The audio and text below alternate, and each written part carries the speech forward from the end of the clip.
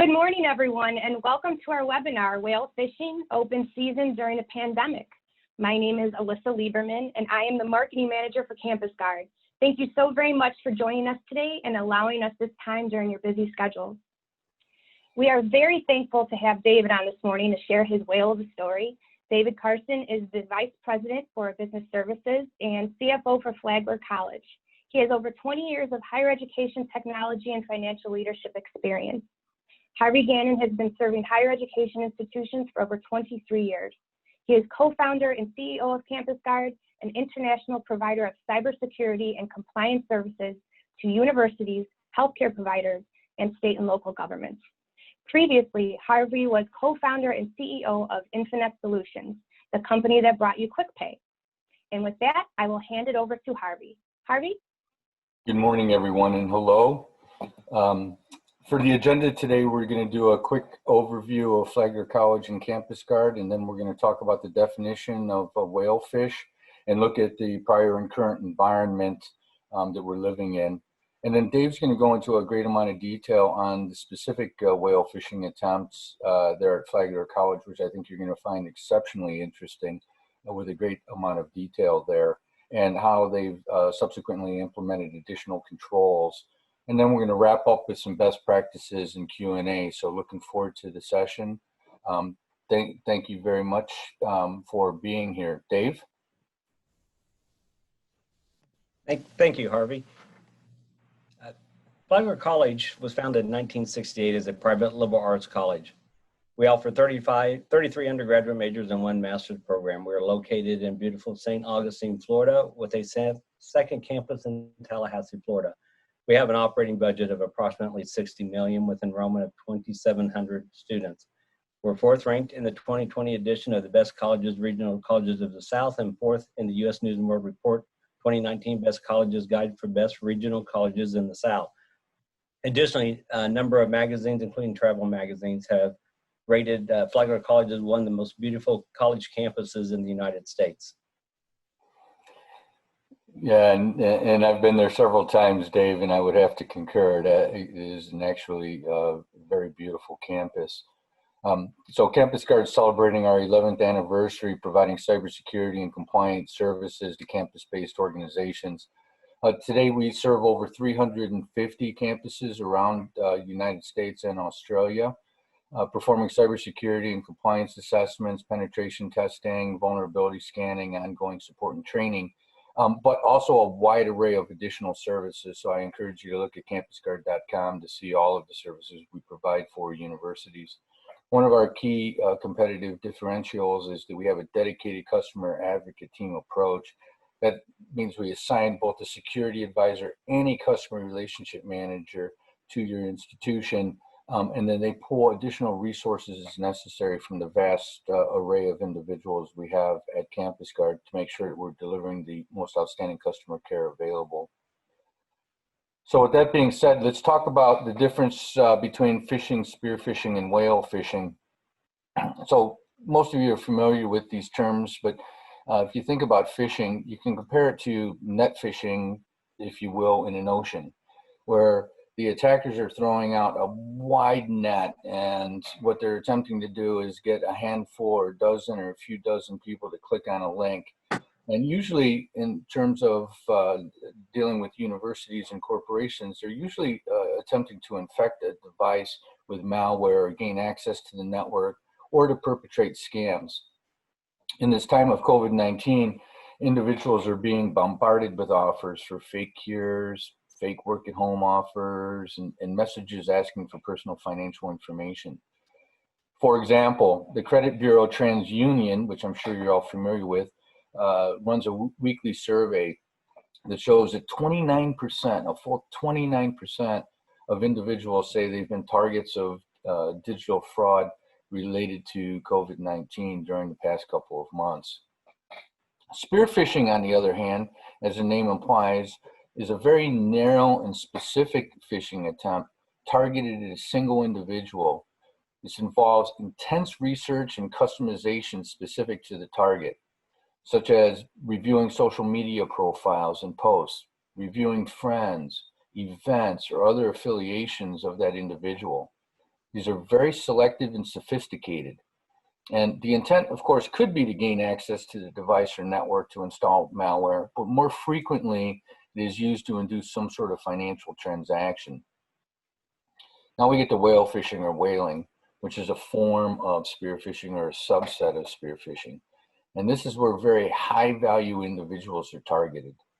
These tend to be persons in authority in order to C-suite with an attempt to impersonate them in order to leverage their authority to convince subordinates or others to take action. Executive assistants are also targeted as a possible voice for the executive. And these almost always involve an attempt to have funds wired or issue bogus invoices for payment or release of highly confidential information. Generally, in these circumstances, the financial consequences are far greater in an attempt to offset the higher level of cost associated with the background information gathering and effort involved. And as you'll see from Dave's experience, these tend to be very sophisticated attempts. They obviously take time and a number of vectors beyond email in order to implement. So let's just take a look at the former and current environment.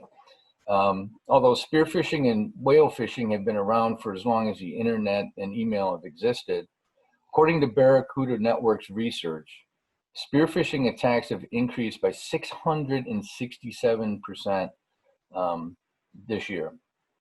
So let's just understand these numbers. Their research shows that there were in the United States 137 spear phishing attacks detected in January. That number increased to 1,188 in February, and a whopping 467,825 in March. So I'm not used to seeing numbers explode in that way. Over 465,000 spear phishing attempts, not just phishing attempts, spear phishing attempts in March alone. So these numbers are incredible, and we're expecting to see them to continue to rise. It's clear that the perpetrators are attempting to take advantage of the quick move to a work from home environment and the subsequent disruption in processes that may have ensued. And I think this is very important. You know, in addition, this pandemic and the disruption of individuals' lives are truly isolating people. And they're naturally seeking answers and or help in any form, making them more prone to click links or take other actions that they might not do under normal circumstances. And you know, it's just a point to be made that given the times that we're living in today, we're more vulnerable than ever. So this is open season for the bad actors. Dave? Thank you, Harvey. As a CFO, I am regularly targeted in whale phishing expeditions. Generally, most attempts I receive are not sophisticated and are allegedly from my president. This specific time that we're discussing, I was the targeted. Early last month, a teammate with control and authority of banking transaction called me on the phone regarding an email that was sent from my account requesting a wire transfer. You see this on your screen right now.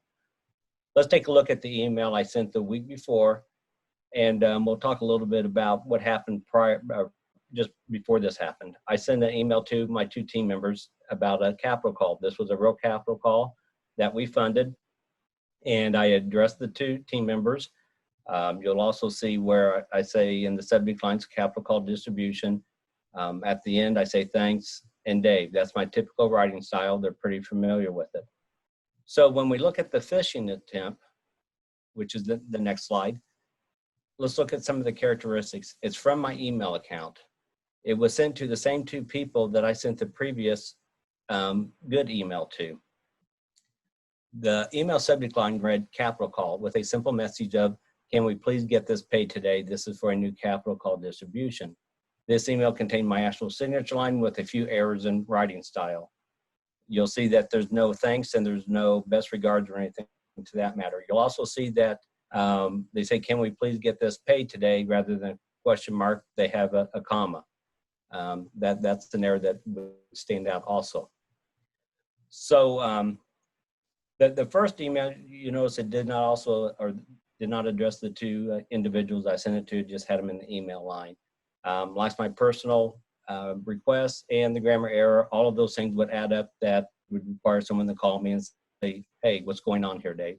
I replied to the person after she called that I did not send a request that day. So we began to investigate the phishing scam.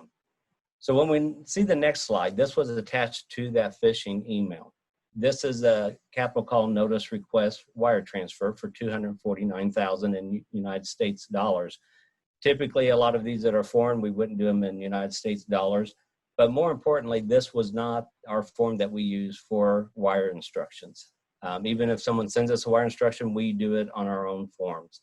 So that was also a call to action that this was definitely not from us. So I immediately looked at my sent and deleted folders in my email to find out, did this really come from my email account? I did not see it in either folder. So at that point, I contacted the IT department who reviewed my email and noticed that someone had set up a routine in my email account that would send an email to an RSS folder. In that RSS folder, we found the email and it was sent from there. The hacker obviously gained access to my email account. All three computers I used for work-related accounts were scanned for key logging software and malware. None were found. No abnormalities were identified. Therefore, the hacker was likely to access my account via my user ID and password. You might also note that this password is only used on this account. I do not use this password anywhere else. I change this account regularly, typically every 30 days. It contains between 12 and 25 characters, including upper and lowercase numbers, alphanumeric and symbols. So I was pretty confident that someone was able to get through with my password and user ID. While we had sufficient controls to thwart this attempt, we have implemented additional controls over our treasury operations. On the next slide, you'll see some of those controls. No funds will be transferred or wired without voice confirmation from the requester. At a large institution, that might be a little difficult to do. At small institutions, we find it works very well that we talk on the phone or we can talk in person that, hey, I'm sending you a wire, look out for it, it'll be this amount. We have added enhanced phishing training for team members that have greater authority over treasury funds. This, with already robust technology security protocols that is continually upgraded, will help us identify any future attempts. Harvey? Yeah, Dave. So, it's very interesting. You see here that there was a breach of his email. So there was other nefarious activity that took place beforehand. Obviously, a very sophisticated attempt by utilizing his email address as well as his signature line. The differences between his original email that he had sent and the spearfish whale fishing attempt were very slight. Things like he didn't address the particular people he was sending it to, and his signature line was slightly different, and then a comma instead of a question mark. But another big part of it is obviously that they had attached a wire transfer form that they would not recognize or use. Nonetheless, there was a bunch of research that was done. There was an attempt, and a successful attempt to access his email account prior to this, and then gaining access to the fact that previously funds had been wired to the same region of the world a week earlier, all led to this being a very unique and possible breach that could have occurred. So hats off to the folks that saved you $249,000 for your institution. Let's talk a moment about best practices. So, it might sound redundant, but let's remain diligent. If you're not a target now, you're likely to be in the future. This can and will most certainly come to your doorstep. There's no question about that. Consider following the common practice of tagging all emails originating from outside the organization as external. This would not have helped in David's case because his email box was compromised, but it certainly will help offset other activities that may be occurring. Ensure that all staff understand what is considered to be normal behavior of your organization and that all non-normal requests should be verified. In this case, the additional implemented controls that David had put in place that any transfers of money or spends have to be verbally confirmed. So ensuring that the chain of command for transferring money remains intact, both, while we're at a work from home environment, but now there's going to be another transition period as we start coming back to campus, and things are going to be disruptive again. And maybe some folks are going to come back to campus and some are still going to be working from home. Maybe there'll be times where some people are working on campus one part of the week and others will be working from home, and that might flip-flop week to week, day to day. And so with the movement of people in different ways, ensuring that that chain of command remains intact is critical. Obviously, we want to continue to provide cybersecurity training and phishing training to all staff. And if this is typically done on an annual basis and is not due to be completed now, we might want to consider changing that schedule so that training is provided during this critical time. And what we're seeing is that there's some additional activity around organizations and the IT organizations and CISOs wanting to have more phishing attempts performed on their folks so that they can capture and train them in real life scenarios before they actually click on a link and cause potential harm to the institution. So you want to work with your CISO and cyber threat prevention teams to identify high value targets in your organizations so that the traffic patterns can be monitored. Any significant increase in traffic volume directed at these individuals could be an early warning indicator of potential malicious activity. Look, the numbers are real. There's been an increase of 667%. This is happening, and it's going to happen within your organization more than likely. You also want to be aware that money lost to a successful whale phishing attack may not be covered by your cyber insurance, as the fraud does not involve forgery of a financial instrument. So I encourage you to check with your insurance carrier to verify the terms of your policy. It makes a great deal of sense in this heightened time period. And something that we do all the time here at CampusGuard is remain vigilant and live by the mantra, trust but verify. Trust but verify. So this is the end of our formal remarks, and I will pass it back to Alyssa. Alyssa, thank you. Thank you, Dave and Harvey, and thank you to everyone for your submitted questions thus far. We have a little time remaining, so we're going to try to get through as many as possible. I'd like to remind everyone that they can either submit their questions to me via the Q&A chat feature or raise your hand virtually. I've also included David's contact information as well as our Director of National Business Development, Andy Grants, for everyone's convenience. Also on the line is Ed Coe, who is our Director of Information Security Services, for any technical questions. So let's get started. All right. First question is to Dave. How often does Flagler conduct training? And then overall, asking everyone, how often should we conduct training? We conduct training annually. And if we have someone that opens up some type of email that has malware attached to it, then we will give additional training to those people. Every several years, we will also do a social engineering audit that we find very, very valuable. It will typically we do it with no one knowing when it's going to happen, and so we find a lot of information in there.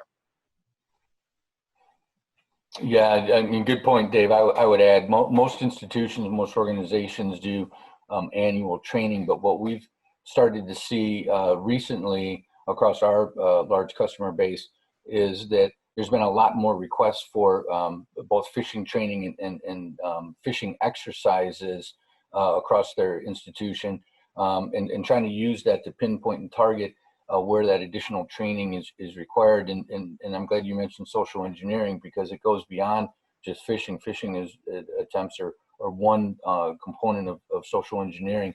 As we have people start coming back to campus, there's a number of security protocols that will need to be tested physically at the location as well. So we're seeing a great deal of activity in that particular area. I don't know, Ed, did you have something else you might want to add there? Yeah, I think the additional piece here is anytime there's a significant disruption like this, COVID pandemic, where you've made the rapid change to go work from home, any additional training that you can provide during those times of transition and on the return back, as Harvey, you pointed out, to catch any gaps, understand what the current norms are, those are all critical in additional pieces of training. Thanks, everyone. We had another question come in. How would you recognize if an email contains malware? Would it have an attachment or a hyperlink?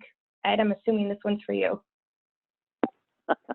Okay, so those are the most obvious ones where there would be an attachment or a hyperlink. But now, with the advent of HTML-style emails, which are the ones that look nice, that have the pretty fonts, and they look much like a web page, they could very dangerously be embedded within the email message itself. But again, I think as we talk about the sophistication of the spear phishing attempts and the whale phishing attempts, largely they're not trying to gain access by compromising your machine or those types of things. It's that well-formed research to make the human being carry out all of those actions. We've done such a great job in IT to add those additional controls, scan emails for attachments and malicious payloads, that really we're looking for that weakest link, the human being, to make some mistakes. And that's where the tips that Harvey and Dave put together in this presentation have been so valuable. Thank you. Just had another one come in. Where can we get the Kool-Aid wall art? So Kool-Aid is from Hastings, Nebraska. So that's the birthplace of Kool-Aid in 1927. I'd say go check out the Kool-Aid Museum out there and see if you can find some Kool-Aid memorabilia. All right, next time I'm there, I'll check it out. Another one's coming in. Where can we get phishing awareness training? Harvey, I'll pass that to you. Yeah, so there's a number of organizations that provide those services, CampusGuard being one of them, of course. And we go beyond just the providing the training, which we've got a very, very robust phishing training and information security awareness training programs in a broad array of them. But I think the other part of it is that having an outside firm perform the phishing attempts and spear phishing attempts so that we're able to capture those mistakes early before someone from the external nefarious character goes ahead and does it. So as I previously mentioned, we've seen a very large increase in activity here at CampusGuard around those services. And I think, as Ed pointed out, as we go through each one of these transitions, both to work from home and then back to campus, and then of course a number of the institutions we've been talking with are going to have a hybrid where they're going to have some folks working from home and some working on campus, that the timing is probably right for some of those things. Ed, I don't know, do you have anything else to add there? No, I think that you've covered it perfectly. Thanks, Harvey. Dave, do you have any thoughts on that one? No, I agree with you 100%.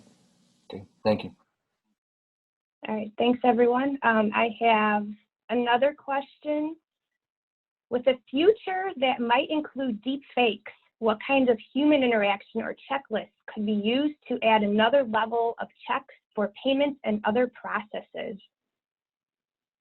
A good one. I think Ed probably take a start on that and maybe pass it on to Dave. Sure. So if you're unfamiliar with the term deep fakes, so that's the one where you have, whether it's an image or something that has all of the right details. It looks like the real thing. It's very compelling, very convincing. It's more so than just the photoshopped head on top of if I want it to look like gosh, I don't know who's someone that's I don't know, fancy, right? That kind of thing. And so if you're looking for that being the norm, that we're really taking advantage of this new technology to get these really deep fakes out there and fooling the human being, those additional checks, it still comes back to some of those best practices that Harvey pointed out in the wrap-ups. Knowing the normal, knowing what the natural modus operandi are for your organization. And I think Dave pointed out perfectly in the example of his whale fish that because he typically addresses or always addresses the recipients of the email, has great grammar and punctuation, and then always has that valediction at the end, thanks or best regards or kind regards, before he puts Dave in. The MO is very clear as to what normal looks like, and in a deep fake, I don't believe that they've taken that level of effort in the whale phishing attempts. And so having that understanding what the normal is going to be critical and valuable. And then, as Dave pointed out, those additional checks and balances, it always comes back to making sure that the right things are happening. And so those continued practices being work on the human being, make sure that we as humans start paying attention to those little details. That's really what's going to help and get those additional controls in place. Dave? Yeah, I agree with you, Ed. We also have some other controls where we do flag any emails that come from outside the organization. It notifies us it's external. We also, I look at who the email's from before I open it. There have been many times where I'll call my IT director and say, hey, can you take a look at this? This doesn't look good to me. And 99% of the time they'll say, yeah, we got rid of it for you, and we're looking through the rest of the campus. I think those are important. Also, it's just knowing who you deal with. And I understand at a large research institution that might be difficult. But here, I know my president will never ask me to send a wire via email. He would never do that. I don't think he'd ever asked me to do a wire. So a lot of those I can eliminate.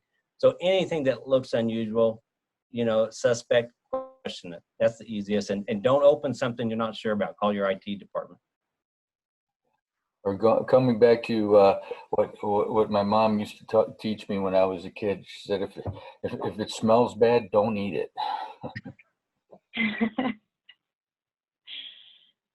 I want to be respectful of everyone's time. We're coming up on the half hour, but we have one more question. How successful are whale phishing attacks, and do people who fall victim get their money back? Ooh, I'll take the first run at that. That's a great question. So whale phishing attempts tend to be very successful. There's a reason why the bad actors will spend so much time and energy on a particular target. And as we've seen from my earlier comments, the research done by Barracuda Networks shows that, there were 467,285 attempts in March alone, right? And so that's an increase from 137 in January. The reason why there is that increase is because they are successful and tend to be very, very targeted. You saw in Dave's example, there were just a few slight irregularities with that particular attempt. We also see coming from multiple vectors. So we've got experience with another executive who had information come via fax, via fax machine, and via email, almost simultaneous, as there was a huge level of activity on the network perimeter. So they were bombarding the network perimeter so that the IT security staff were running over here, kind of like a magician. Look at what I'm doing in my left hand while we're attempting to perform this activity with our right hand. And that was thwarted as well. Fortunately, they came to us first, and we were able to sniff it out for them. But we're going to see a lot of that activity continue. In terms of getting your money back, it's virtually impossible. Once you send the money, it's gone, and getting it back is virtually impossible. That's why I recommended that you take a close look at that cybersecurity insurance policy and make sure that that's up to snuff. But Dave, do you have anything else to add there? Yeah, I agree. Once you send the money, it's not coming back to you. So you should make sure you have proper protocol set up. One that we didn't discuss earlier, that if we are wiring money here and it's going to an account that's not owned by the college, it will take two people. So in that previous example that I showed, if that team member would have went ahead and set up the wire and hit send, then it would have come to me, and then I would have reviewed it and caught it. So make sure you have those other protocols that two people look at wire money before it goes out. With accounts payable, we're seeing a lot of getting a lot of fictitious accounts payable invoices. That makes it a little more difficult. Yeah, I think that's worthy of mention that we're seeing a large increase in the amount of bogus invoices coming in where there might not be the same controls via email and via fax, and in some cases snail mail too. So just remember that this is going to come from multitudes of vectors. Ed, do you have any final comments on this particular one? Because this is a great question. Yeah, and I do, and it's funny because you ask about how successful they are, and really the answer here is they're successful enough. I mean, if you say, what does success look like? Is it, is it a certain percentage or is it a certain dollar amount? And really, it comes down to, world famous bank robber Willie Sutton, right? That Sutton's law was coined after. Don't overlook the obvious. If the whale phishing attempts are successful enough, meaning they're able to collect those $250,000 or more, or aggregately all of those, and maybe that's 5% or 3% of whale phishing emails that are actually successful, that's still successful enough. So while that number, that 400 and something thousand that Harvey pointed out, even if it's a small percentage that are successful, the financial gain is enormous. And that's why they're still heavily sought after, because it's worth the effort. All right, well, that unfortunately is all the time we have for today. I will contact those who had additional questions and make sure we address those. I'd like to thank David Carson wholeheartedly for sharing his whale of a story. It was a wonderful story, and I hope a lot of people that were on this call got a lot out of this. And also Harvey and Ed, thank you for joining us. I am going to share a recorded version of this webinar tomorrow, so be on the lookout for that in your inbox. And with that, I would like to conclude this webinar and thank everyone for joining us. Have a wonderful day.